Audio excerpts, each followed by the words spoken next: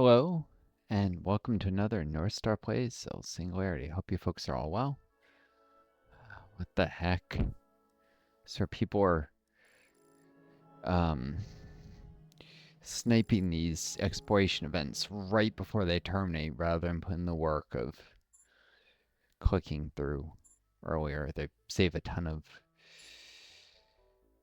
stuff. I don't know. I mean, I guess maybe some have completed this scenario quickly and you can get 500 just for going to the challenge levels. Maybe it's that. I don't know. I've also not been as attentive to this game lately. Still do the explorations, but it's been a lot more. It's a day and a half or a day between logins, so it's just not enough to be competitive in some of these. Because some people, they just sit here all day. I swear they're probably clicking away at work, actually. Because it's far too common, apparently, for idiots to sit and game at work instead of actually doing their job. Alright, I shouldn't say idiots. Don't need to be insulting my audience if that's some of you guys, but uh, seriously, I mean, gaming takes energy out of you. It's not necessarily you don't have the time to do it sometimes, it's that it leaves you mentally less energized and less able to do tasks quickly and efficiently when you're called on.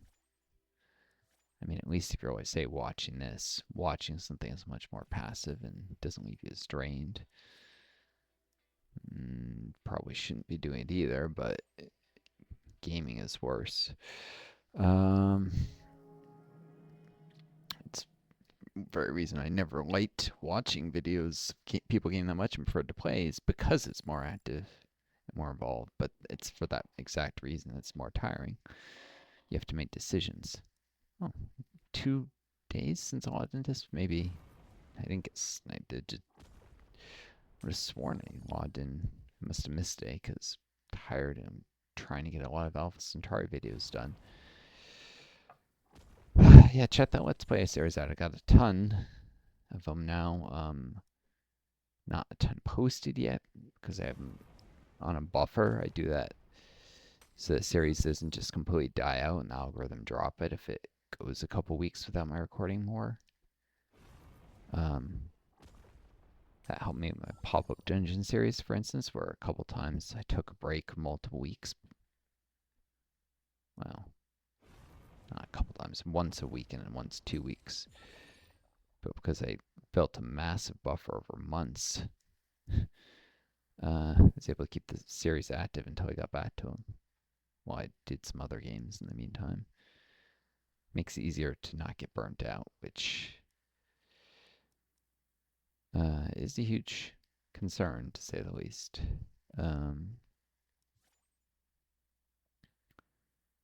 It's all too easy to get burnt out, doing the same thing over and over. And since I'm doing this YouTube, so for those new to my series, I disabled long COVID.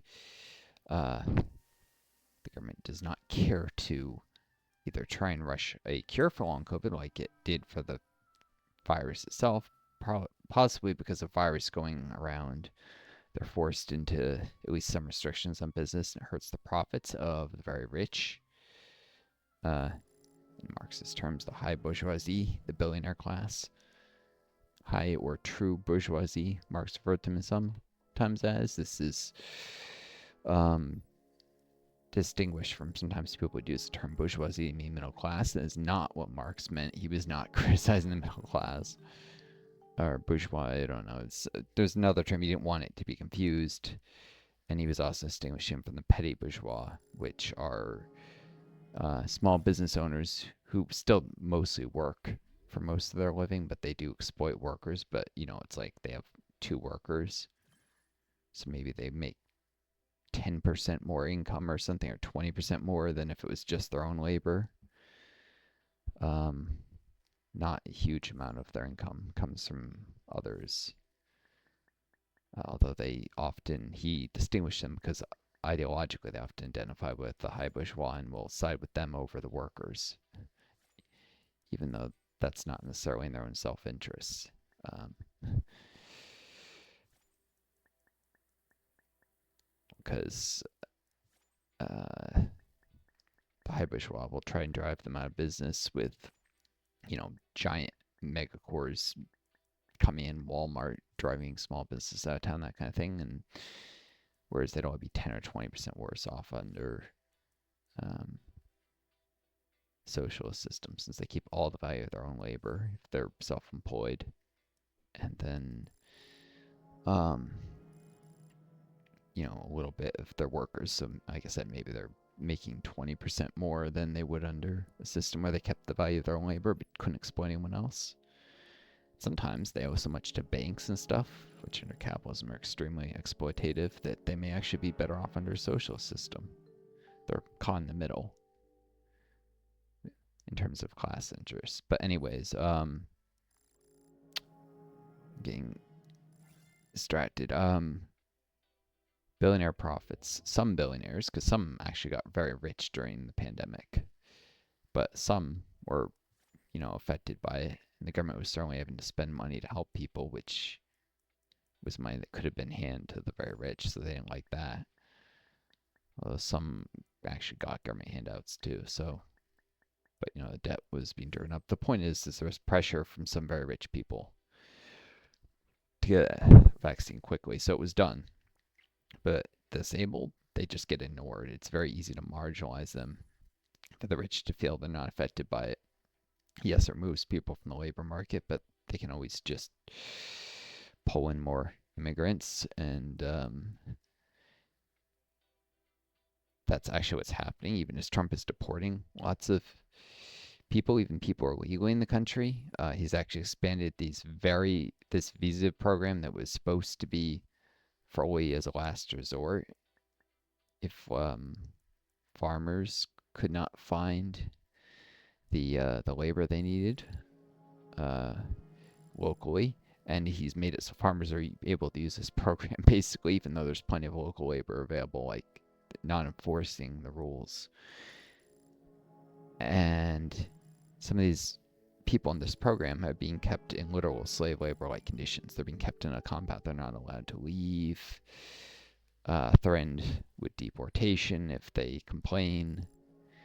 Yeah, it's bad. I saw the investigator reporting thing on it recently. So yeah, it's the deportation thing is not actually about getting rid of immigrants. It's about getting rid of people who have a little more freedom, some of whom are legal immigrants, because Trump is going around canceling green cards of people and deporting people who have every legal right to be in the U.S.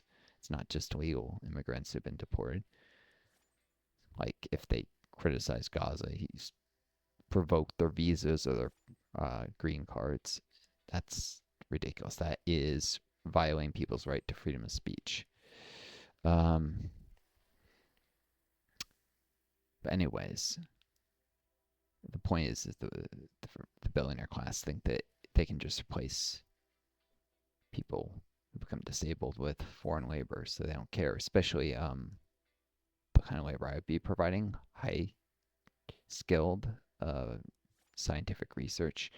It's easy enough to get people with like PhDs from China on an H-1B visa, like special visas for very skilled workers.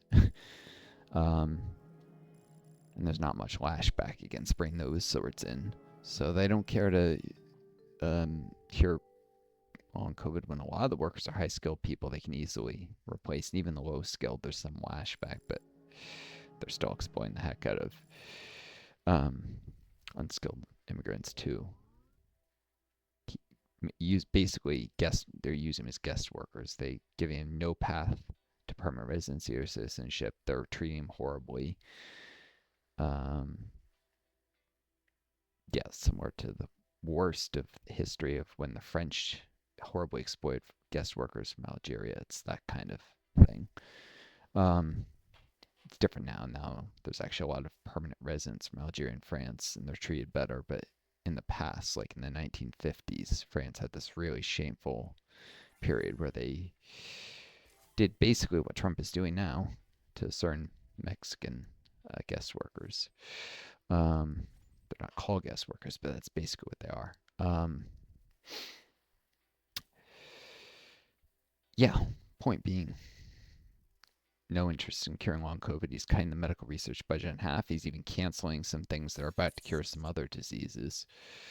Uh, like grants are getting canceled for, in some cases, 90% of the way to a cure for something. They're even have like specific treatments and drugs that they know will cure certain diseases, and then the funding is getting pulled. It's ridiculous. It's evil beyond belief. And all this so the billionaires can have just a little bit more money. Um, this is capitalism for you. This is where it leads. Self-destructive, hurts tons of people, and hopefully the contractions become unbearable at some point as more and more people around the planet are getting screwed by the system. People realize, well, you actually do need to do socialism. Maybe you can do better than the Soviet Union did by, actually doing democratic socialism, for instance, which is where you don't do this democratic centralist thing and actually have multiple competing parties. Democratic centralism and Marxist Leninists think you need to gradually merge all socialist parties into one giant party, but of course, that gives the leaders of that party who set the doctrine of it uh, a huge degree of control. That was like what happened with the Soviet Union, where there was one communist party instead of, like maybe 50, right? I'm exaggerating, 15 different socialist parties, though maybe they're all competing with different ideas about how socialism should be done. And yeah, democratic centralism is extremely dangerous to political freedoms. Yeah, the Soviet Union didn't have many political freedoms. It actually had far more economic freedom than people claim. People were free to quit their jobs, they were free to strike, and they were paid much better than they would have been paid in a developing country at the same levels of economic development. And they got free health care, housing, and in fact, the Soviet Union had a higher long-term GDP growth rate than the United States, and in fact, than nearly every country in the world. I say long-term because if you just average the yearly growth rates, there's a lot of countries that did better because their growth was unstable, where their economy would shoot up one year and then would shrink the next year, and you average those and you get. I always give the example if an economy were to double in size one year, plus 100% growth, and then lose half its value next, minus 50%, you'd think the average growth rate is 25%, but it's actually zero. 2-year long-term growth rate is 0% because it's exactly the same size it started at the end of 2 years. The Soviet Union planned all their economic growth in 5-year intervals, that is, aiming for the maximum growth at the end of 5 years. And when you look at the 5-year growth rates, exceed almost any country on Earth because that's what they were planning for. They didn't care if 1 year was a little slower. If they didn't care if it was a little slower 1 year, if it led to much, much faster growth the next. They were looking at the long term. Whereas the U.S. is ruled by what's known as the business cycle, where every 4 to 7 years, so the economy will go up, up, up, and then it'll crash. Every 4 to 7 years to be a crash, like clockwork. We have the data, and I say we, society, economists have collected this data and proved beyond a reasonable doubt that every 4 to 7 years, this is what the numbers show, is a confidence interval. And on one end is 4 years, and the other 7. Based on the sample size, how many crashes there have been and such. They can say, with I think, that's like the 95% interval, so they can say with 95% certainty that the true value of how often these crashes occur is somewhere between 4 and 7 years. And that interval will get narrowed even more precisely. I should say the true average values for somewhere between 4 and 7. Or maybe they mean that 95% crashes fall between 4 and 7. You get the idea. The point is, it's a repeating cycle. It happens over and over and over and over and over. And sometimes drastic interventions can slow it, like FDR managed to slow the business cycle a little from the 1929 crash. So the next one didn't happen until 1937, 8 years later instead of 4 to 7. It was actually more like 7.5 based on when the crashes occurred. So he barely added to it. And this led famously to J. Henry Morgan, though, who is a guy from a banking background, a rich asshole he brought into his administration to try and get the rich on board more with his New Deal plans, claiming that we spent all this money and our unemployment is the same as when we began. He said that right after the 37 crash, but he knows that's bullshit. Employment, of course, it shot back up because there was another crash, and it fell much quicker after the 29 crash, after the 37 crash, both than it probably would without the New Deal. I mean, unemployment went to an insanely high rate after the 1929 crash. It was over 25% at one point.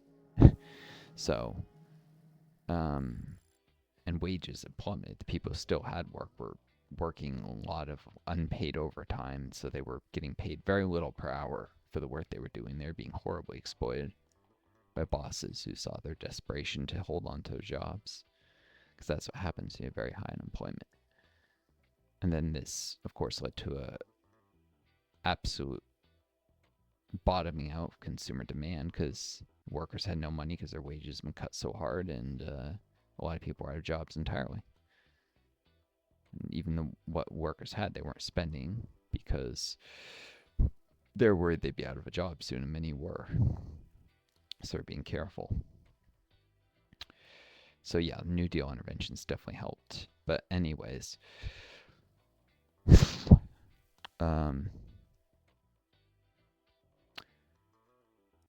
yeah, because the U.S. is ruled by this 4 to 7 year crash cycle, you can find individual years in the boom of boom bust cycle where it did great.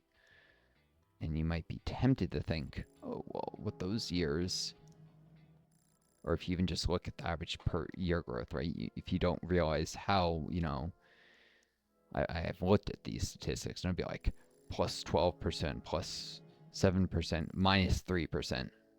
You're actually losing GDP in some of the crash years. And when you average it out to the 5-year growth rates, it's not actually that impressive. And again, less than the Soviet Union, which the US was one of the faster growing countries in the world at the time. So it's not like we're comparing a slow growing nation saying, well, the Soviets exceeded the US, but they didn't exceed. No, it exceeded most of the world. The US was still on its high from that, end of World War II.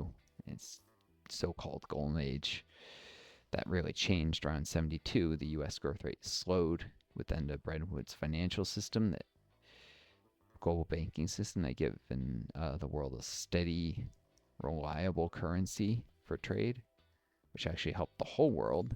But Nixon got rid of it because it didn't allow unlimited deficit spending for the Vietnam War without crashing the U.S. economy.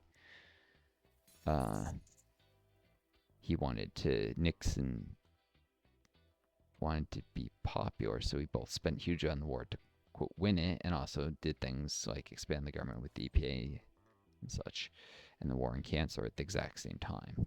That was an impossible level of spending to sustain without massive deficit spending, and that kind of deficit spending would have led to a crash of the U.S. economy without ending the Bretton Woods system. So Nixon did that, and he set off the stagflation of the 70s by doing it, which horribly harmed the U.S. economy. And ever since then, at Bretton Woods, wages have remained stagnant in the U.S. more or less, while productivity has continued to increase. That's where you see the divergence point, and it hurt the Soviet economy hugely. Their growth rate really slowed down after the end of Bretton Woods, and also hurt the French economy hugely. It wasn't just socialist countries. The French were capitalist, but as social democracy were greatly harmed by the end of Bretton Woods. Both these countries had huge reserves of the U.S. dollar, which became worth a lot less after the end of Bretton Woods. French have been selling a lot of exports of luxury products to the United States, and the trade balance has been in their favor for quite a while. As a result of this, plus some U.S. foreign aid right after War II to help them rebuild. They had a lot of U.S. dollars.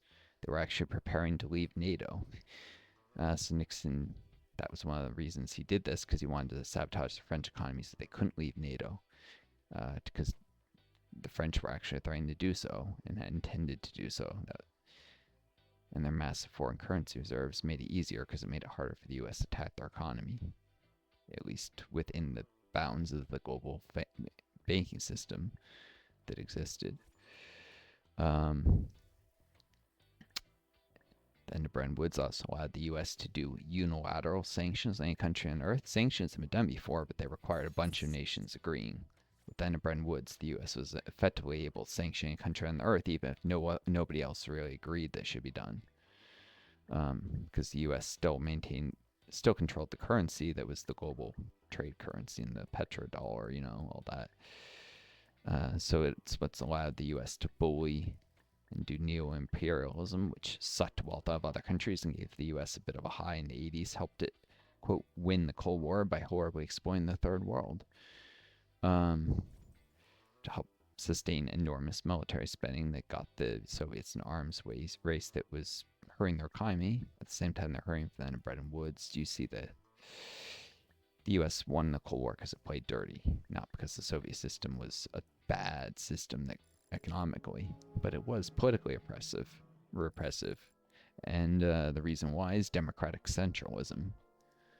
The system actually was nominally democratic in that there were a lot of ways people could actually politically participate. They would elect local representatives who would elect regional ones, who would elect higher level regional ones, who would eventually elect people at the Supreme Soviet and the ruling council that would make most decisions. So, one problem was that there were too many layers between the voters and the people who made the decisions at the top. You didn't directly elect the equivalent of a president. You didn't even elect the person who elected them. You elected someone, elected someone, elected someone, elected them. The other problem was all of this was filtered through the control of the Communist Party, and there's only one party instead of multiple competing parties that were all socialists that might have led to a more participatory, fair system because of democratic centralism. So it was a one-party system. That was the problem. That's not inherent to Marxism. That was particular to Marxist-Leninism. That was Lenin's theory.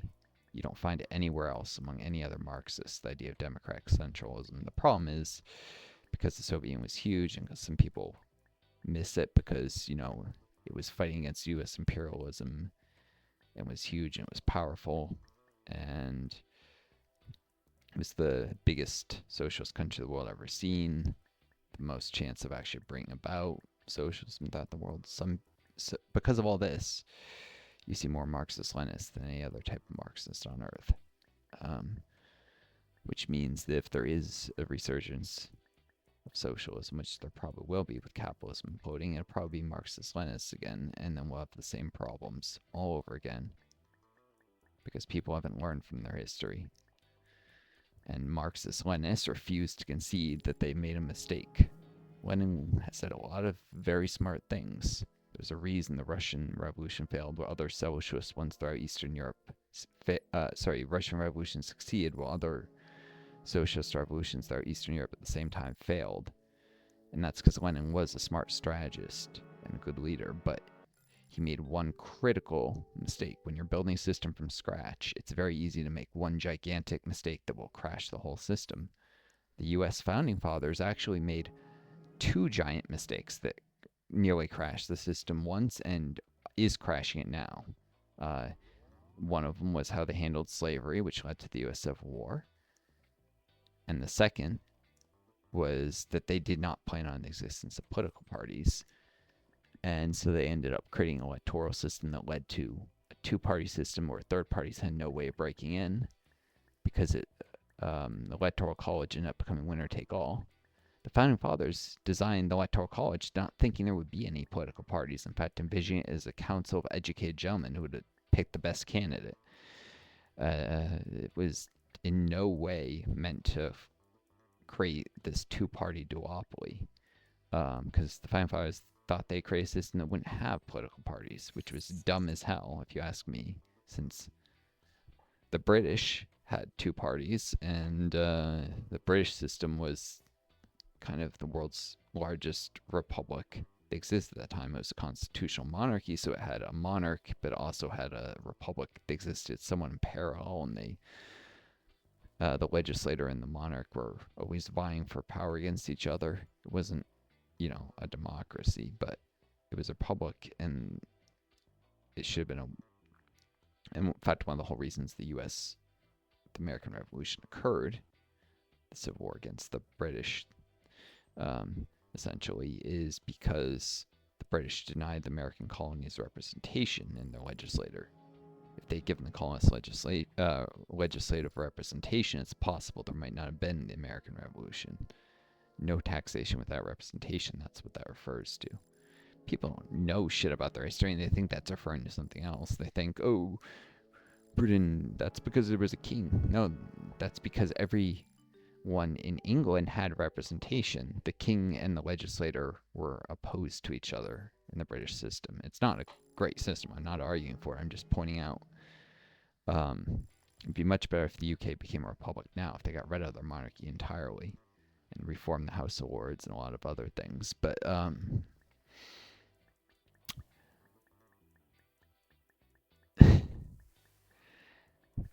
so when you're building a system from scratch, you can make gigantic errors. Whereas if a system slowly evolves and you fix the problems of previous systems, you can maybe arrive at a better system.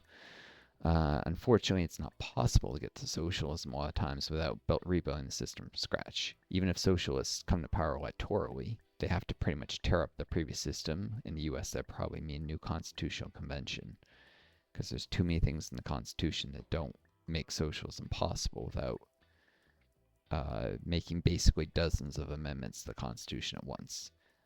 Things about how private property is handled, mostly. That is, a handful of individuals owning all the businesses.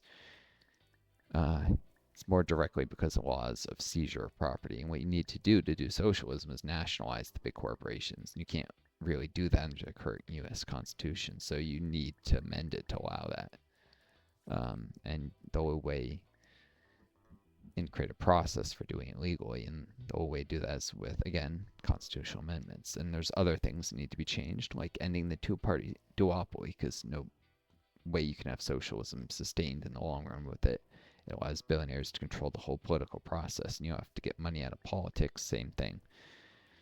I mean, and billionaires don't disappear overnight with socialism. It's not like you can crush them in one stroke. Even the Soviets had the bourgeois existed for like a decade after the Russian Revolution before they finally taken control of all the large corporations. And that was a very early capitalist system with a lot fewer corporations than, say, the U.S. Yeah, people gotta know their history, and they don't. But I do hope there's, Marxists coming to power, that they do make sure not to do the democratic centralism bullshit again. It's a way to potentially come to power for socialists to have unity when they're trying to attain power, but after they attain power, they actually need to divide up and form multiple competing factions, because without those competing factions, the best ideas will not win out. And I know part of the problem here is dialectical materialism. People misunderstand it. They think that because ideas must reflect reality, that means that there's no room for multiple competing interpretations of what the correct analysis is of that reality. I mean, technically there's no one right answer, but you can't just assume that because this group has this analysis and says it's the right answer is. You need multiple competing groups so that through debate you can figure out what is the correct analysis of reality. This is opposed to idealism, which is the system that capitalism is built on, which is a system it's literally, I think, therefore I am kind of, maybe that's not right. It's Plato's allegory of the cave, more correctly. It's the idea that somehow reality is a reflection of ideas.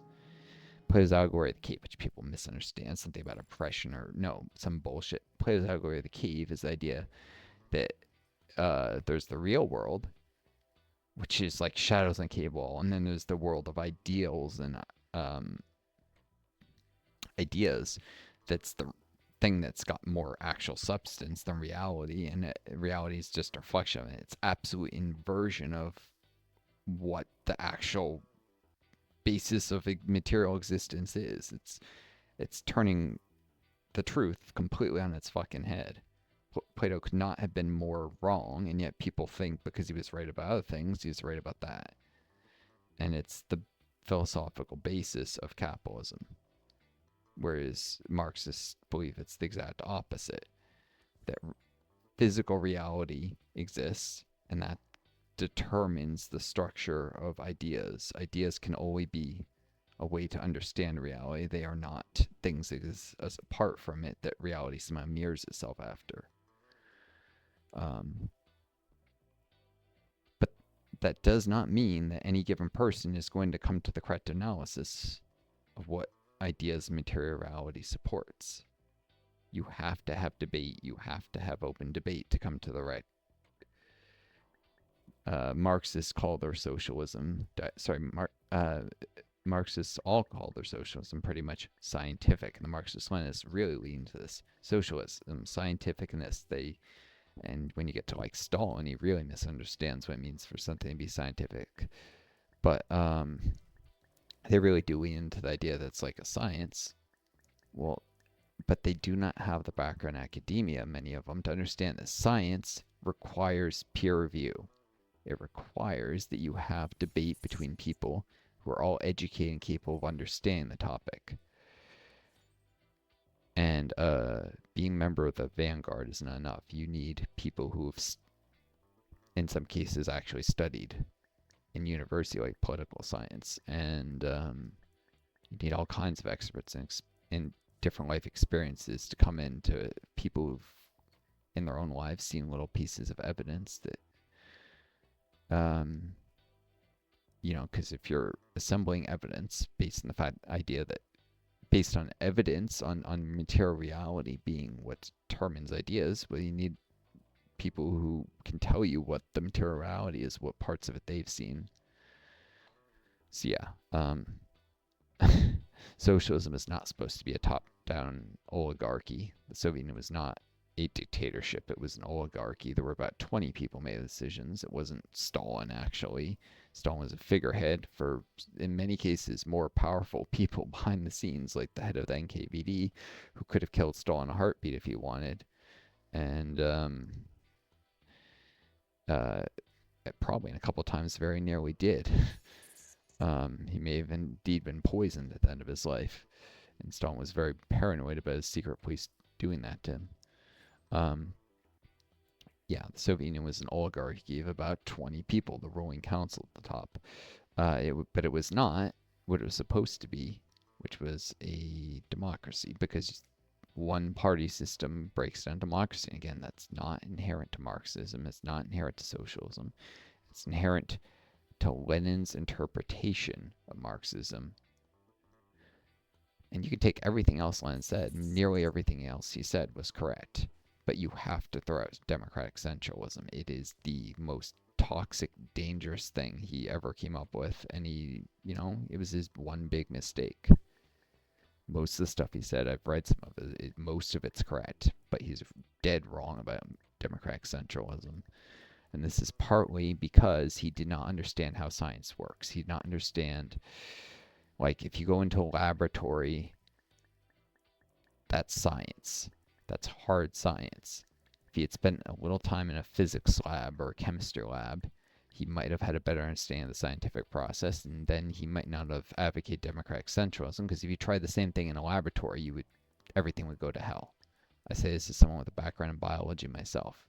You cannot have only one voice. In fact, when you get laboratories that are too autocratic, when there's just one senior guy who no one else, their voice matters, things do not work well. I've seen that happen too, where it's supposed to be multiple voices and different evidence in fields where really established researchers get listened to just because they're really established, and sometimes they falsify their data. It's bad. All right. Well, I hope you folks enjoyed this talk. Take care of each other. Be kind to yourselves, and may you always find a guiding star to lead you home. Until next time, it's Northstar. It's clicker, I mean, it's not meant to be a talk exactly, but I end up talking about stuff sometimes. I do.